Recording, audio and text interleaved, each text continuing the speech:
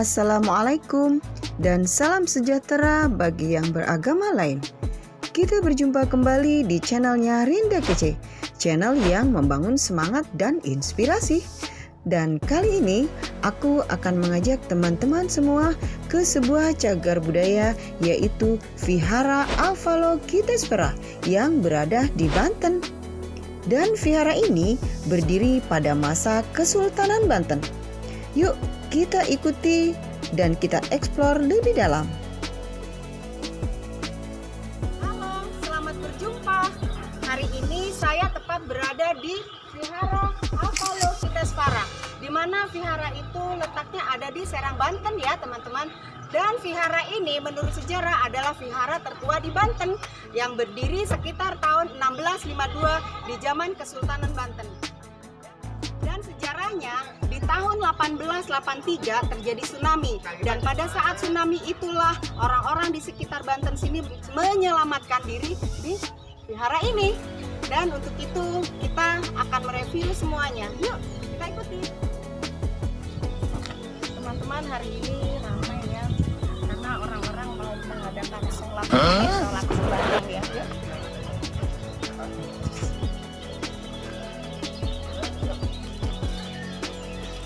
Teman-teman, kita masuk ke dalam sana yuk untuk mereview vihara ini.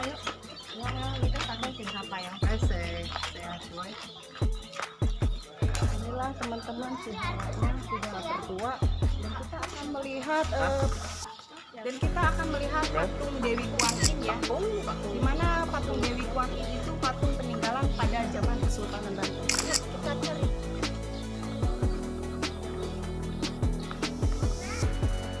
Teman-teman, ini mungkin ada sedang persembahyangan ya. Pada saat saya datang ke sini mungkin sedang dalam acara persembahyangan gitu.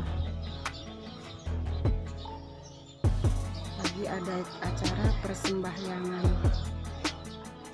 Dan inilah kemegahannya vihara yang tertua di Banten.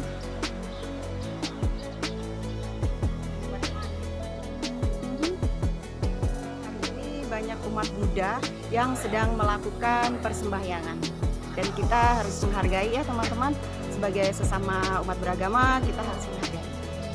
Ini lagi pada persiapan mungkin ya, persiapan akan mengadakan persembahyangan.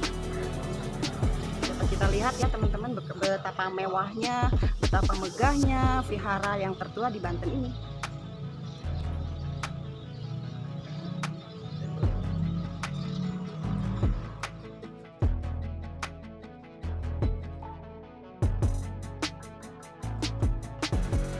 Teman-teman, seperti yang sudah saya jelaskan tadi di atas ya, bahwa Vihara Avalokiteshvara ini merupakan salah satu vihara tertua di Banten. Letaknya di Jalan Tubagus Raya Banten atau kawasan Banten Lama, Kecamatan Kesemen, Kota Serang. Banyak versi yang menceritakan perihal berdirinya Vihara Avalokiteshvara yang menjadi tempat ibadah para penganut Buddha yang ada di Banten ini. Kehadiran Vihara Avalokiteshvara sendiri mempunyai sejarah panjang. Dimulai saat Banten yang pada Kesultanan Banten mengalami kemajuan yang sangat pesat dan menjadi pusat perdagangan melalui pelabuhan Karanghantunya. Banyak saudagar luar negeri yang sengaja datang ke Banten, termasuk saudagar dari Tionghoa, Arab, dan Eropa. Pada era keemasan Banten itulah ada seorang putri yang asal dari Cina yang berniat melakukan perjalanan ke Surabaya untuk berdagang. Namun sengaja berhenti di Banten yang saat itu ramai dengan aktivitas perdagangannya, hanya untuk sekedar beristirahat dan mengisi perbekalan. Adalah Putri Ong Tienyo bersama para anak buah kapal waktu itu memutuskan untuk bermalam di Pamarican, karena saat itu daerah Banten, khususnya wilayah Kesemen, banyak sekali merica. Kata Humas Vihara Avalokiteshvara, Asaji Manggala Putra.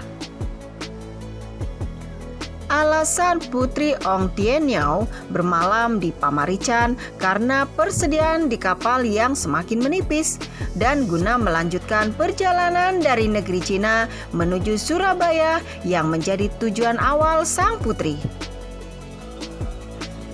Setelah menginap beberapa hari, ternyata sang putri merasa betah untuk tinggal di Banten. Namun kedatangannya membuat para warga sekitar merasa terganggu dan resah. Kedatangannya dianggap ancaman untuk merusak tradisi dan kepercayaan masyarakat Banten. Akibatnya, hal ini membuat pergesekan semakin memanas antara pribumi dan pendatang dari Tiongkok. Ditambah pada saat itu, Putri membangun vihara yang pada awalnya berada di bekas kantor bea yang digunakan untuk sembahyang orang Cina. Kehadiran vihara ini membuat masyarakat Banten waktu itu ingin mengusir para orang Cina karena bisa merusak keimanan masyarakat Islam pada waktu itu. Dari situlah figur Syarif Hidayatullah atau Sunan Gunung Jati mengambil peran dengan melakukan mediasi antara warga dengan sang putri. Sunan Gunung Jati menegur keras masyarakat Banten karena tidak boleh ada paksaan dalam beragama, khususnya memaksa warga pendatang harus memeluk Islam. Hingga pada akhirnya Sunan Gunung Jati hanya sebatas menawarkan kepada Putri Ong Tienyo dan rombongannya untuk memeluk Islam tanpa ada paksaan. Sehingga salah seorang pengawal Sunan Gunung Jati menyarankan agar Putri Ong menjadi mualaf dan menikah dengan Sunan agar masyarakat setempat bisa menghormati sang putri. Setelah pertemuan tersebut membuat Putri Ong galau apakah akan menerima tawaran sang Sunan Gunung Jati untuk memeluk agama baru dan menikah dengannya, karena ternyata sang Putri Ong pun menaruh hati pada Sunan Gunung Jati. Sehingga pada suatu hari Putri Ong dan rombongan pun menyatakan diri memeluk agama Islam dan disaksikan langsung oleh Sunan Gunung Jati. Guna menyimbolkan persatuan antara dua agama dan dua kebudayaan yang berbeda, maka Sunan Gunung Jati membuat Masjid Agung Banten Lama dan vihara yang bernama Avalokitesvara.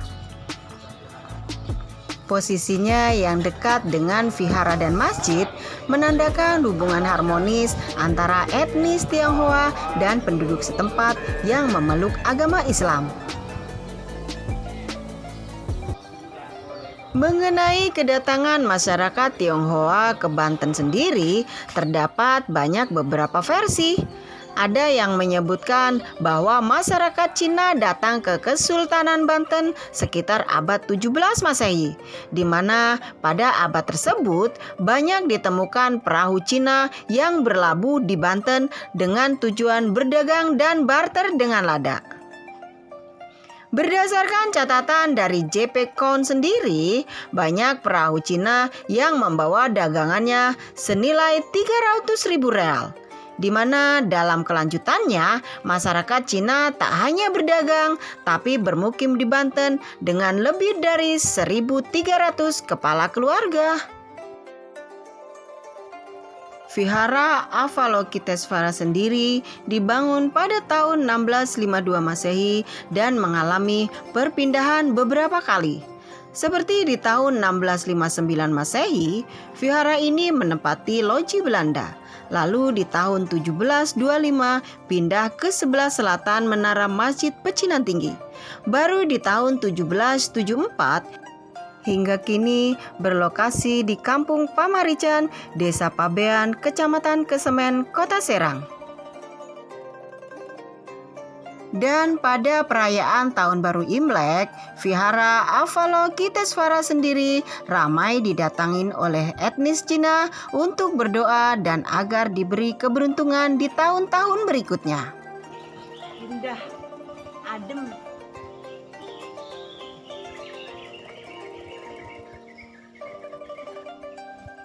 Ini bangunan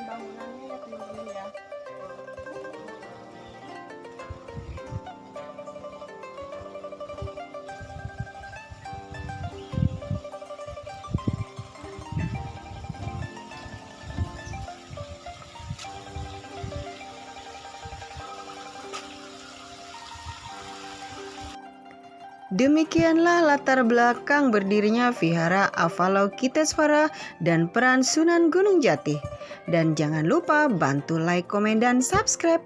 Dan yang sudah subscribe, aku ucapkan terima kasih. Dan kita akan berjumpa lagi di video-video saya selanjutnya. Demikianlah teman-teman eksplorasi saya hari ini. Dan tepat berada di Serang, Banten. Saya mengucapkan terima kasih banyak dan minta dukungannya ya dengan cara like, komen, dan subscribe. Dan yang sudah subscribe, aku ucapkan terima kasih. Dari Serang, Banten di Vihara, saya mengucapkan terima kasih. Wassalamualaikum warahmatullahi wabarakatuh.